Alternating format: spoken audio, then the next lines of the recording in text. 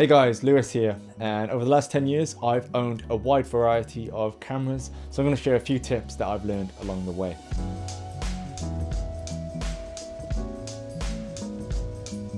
So this isn't going to be a gear suggestion video or anything of the likes, but as I've owned such a wide variety of cameras and I've jumped from brand to brand, I have a few bits of information which you might not necessarily think about when you're first making your purchase or upgrading, that will hopefully help you avoid the blind spots. First, go big.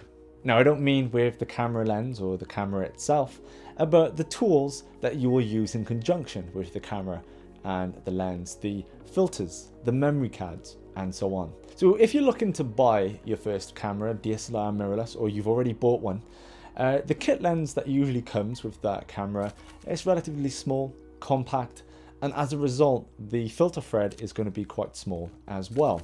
So when you look to buy your first filter, whether it's a UV, ND filter, you may gravitate towards buying a filter which is native to your lens.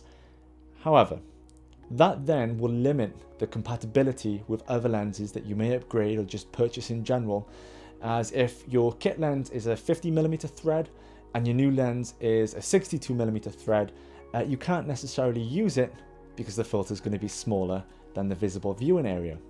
So what I would recommend and what I would suggest is to buy a filter a lot larger than any of the lenses that you currently own, because as you upgrade lenses and the glass gets bigger, so does the filter thread diameter, and you're soon going to be left with a load of filters that no longer fits any of your lenses. You'll sell them, lose out on cash. But whereas with me, for example, I've had the same variable ND filter for about 9-10 years now. 72mm. Every lens that I've had before, like 2-3 weeks ago, has either been smaller or it fits perfectly, and it's going to be inherently a lot cheaper to buy a dozen step-up rings, which is an attachment which will allow you to attach a larger filter than your lens's filter thread, than it is going to be to buy 3 or 4 filters for just a few lenses.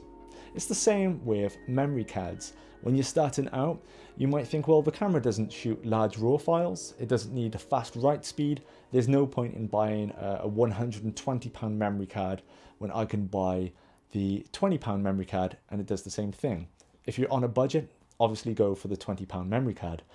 But if you do have a little bit of cash to spare, you want to future-proof these purchases, because when you upgrade and you start to get to RAW footage or RAW photo files, and suddenly your camera's gone from shooting 5 photos per second and it can now shoot 15 photos per second, you're going to need that extra write speed, that extra storage. And the thing is with photography equipment and filmmaking equipment, as soon as you put that element onto your camera, or you put the memory card into your camera and just fire one photo, it's lost a lot of its resale value. So you're never going to make your money back with these filters or with these memory cards or whatever attachments you can put into this category. So I would recommend to go big on your accessories for your camera to avoid a downfall in expenses and costs in the future. The second is that when you upgrade to a prestigious camera or more expensive lens, that's not the final purchase for that item. I'll explain what I mean. Earlier this year, I was using the Batis 18mm. It's a very beautiful lens. It produces gorgeous imagery, but I felt like it was a little restricting at times. And if I could have just punched in on a zoom, brought myself a little bit closer without the need of physically stepping forward, and of course cropping isn't necessarily the same thing, my composition would have been a lot tighter, but I needed to step forward. So I thought to myself, Lewis, the 35mm camera you own, with the lenses I have with that camera, I'm not using it, not really at all, maybe one roll per 2 months. I thought if I couple the sell-in of my EOS 3 with the 3 lenses I had for that camera and the Batis 18mm, I would have enough for the G Master 16 to 35 2.8. It's a very expensive lens.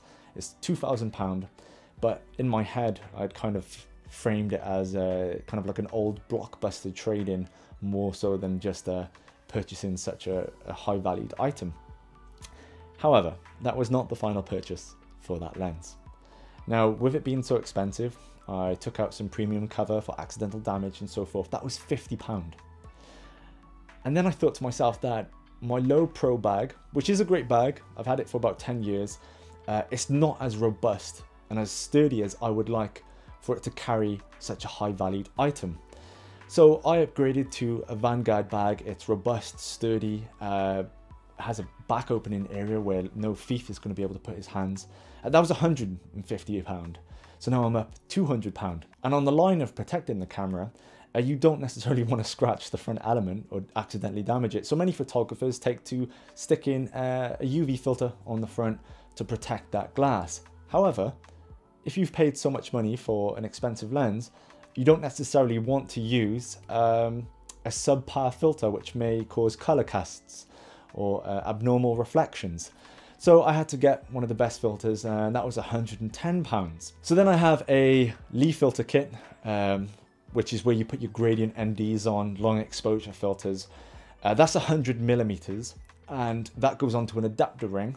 The adapter ring I had was a 77mm, I believe, for the Batis, and the G Master is an 82mm. So that was an extra £42. And as I said earlier, the ND filter that I've had for so long, that was 72mm, and the G Master is 82mm, so that's no good anymore. So I'm going to have to upgrade to a bigger variable ND filter. But still, that's an additional purchase of 15 to 18% of the overall lens price. Now, of course, with many of those purchases, there is, of course, alternatives which might not be as expensive, but still. Just know that when you do upgrade, the things around you that connect to the camera or to the lens upgrade also. Next, you don't have to be a scientist to operate your camera. Now, if we look at the cameras I've owned over the last decade, other than the film cameras, each and every year, the technology, the scientific engineering behind each camera improves. And I think there's become a somewhat misconception that if you don't know all the intrinsic details about your camera and how it works, you've failed. That if you don't know how a CMOS sensor works, you don't know how to operate your camera. But here's the thing, if you're out getting a landscape shot and you're thinking, do you know what, this shot it's not working for me. If only I knew what color filter array my sensor had, I would be able to get a better shot. That never comes into the practice of capturing images. So I think it can be overwhelming to look at all the science behind cameras. If you do enjoy researching that, then go ahead.